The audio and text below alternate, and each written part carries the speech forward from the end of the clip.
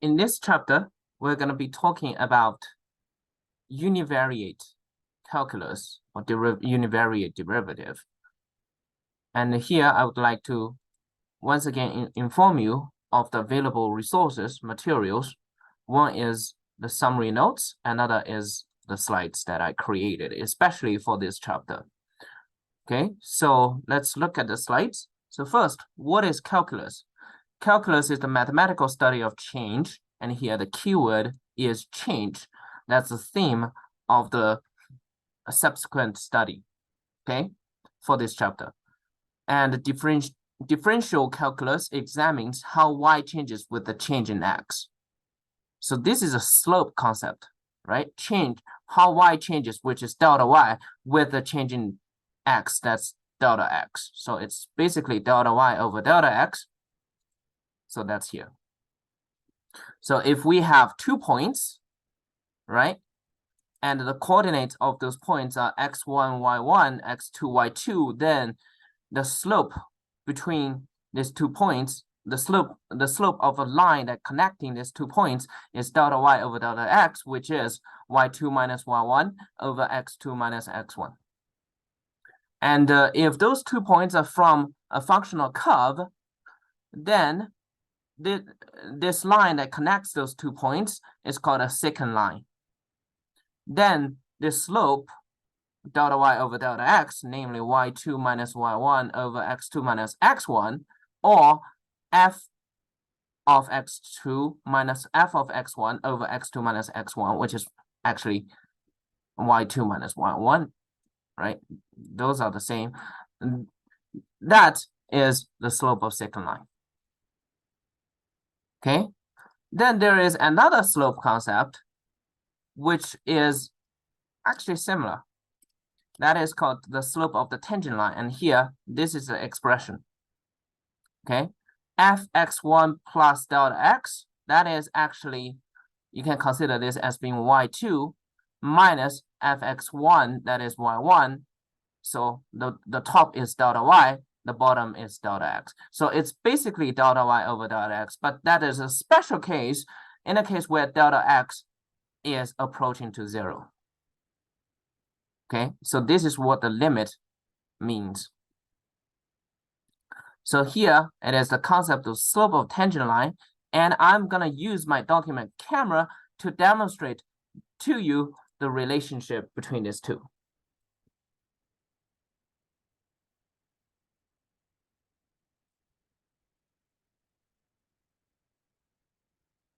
So here,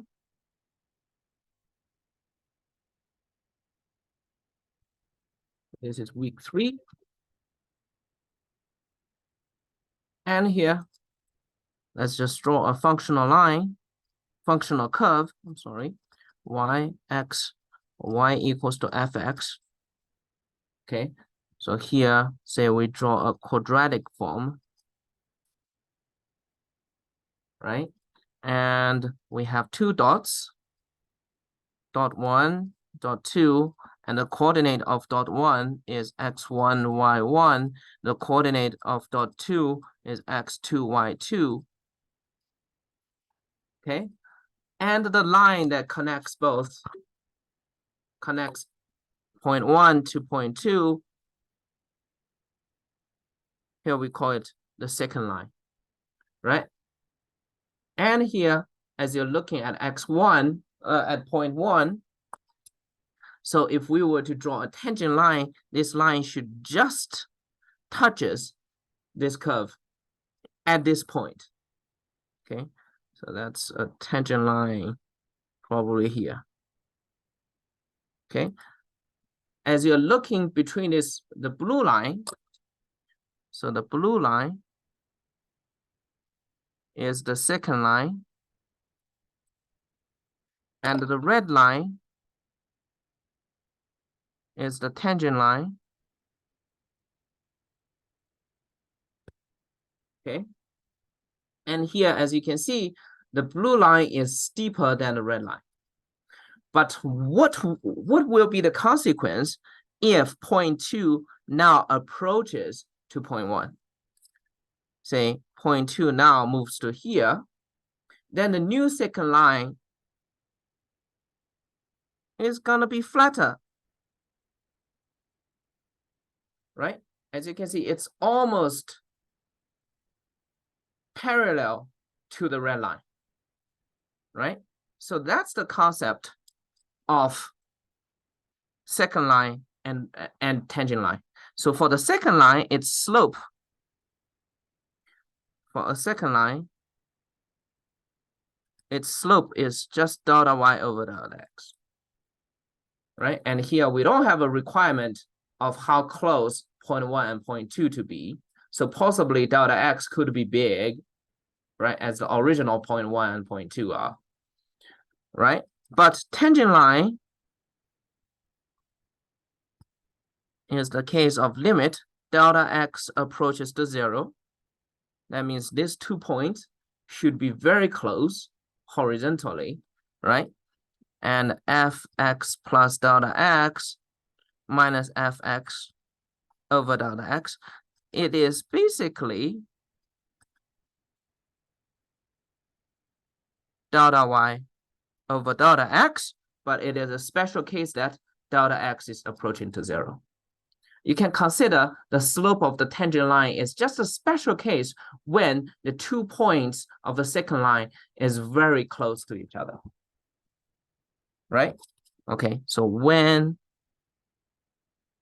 x1 is very close to x2, then these two should be roughly equal to each other. So that's the relationship between secant line and tangent line. All right. So now let's look at the concept. What does the slope of secant line tells you, and what does the slope of tangent line tells you? Okay, the slope of the secant line is actually the average rate of change. And the slope of the tangent line is actually the instantaneous rate of change. Again, these two are approaching to each other by value if these 2 points of the secant line are very close for the calculation of the slope of the secant line. Namely, if the delta x in the first case is approaching to 0, then the first one is close to the second one. Now, I would like to give you a better understanding, a real-life example of what the secant line can be and what the slope of tangent line can be. Okay? All here, I would strongly encourage you to make the connection of tangent line of the slope of the secant line, okay, to average rate of change, this concept, and the slope of tangent line, okay, to the concept of instantaneous rate of change. So now let's look at a real-life example. So the distance of travel, which is known as y, is a function of time. It takes time to travel. So y is ft. Y equals to a function of ft. Okay? So let me make it larger. And when t equals to 0, you haven't spent any time traveling, right? So you're at the original point, y equals to 0.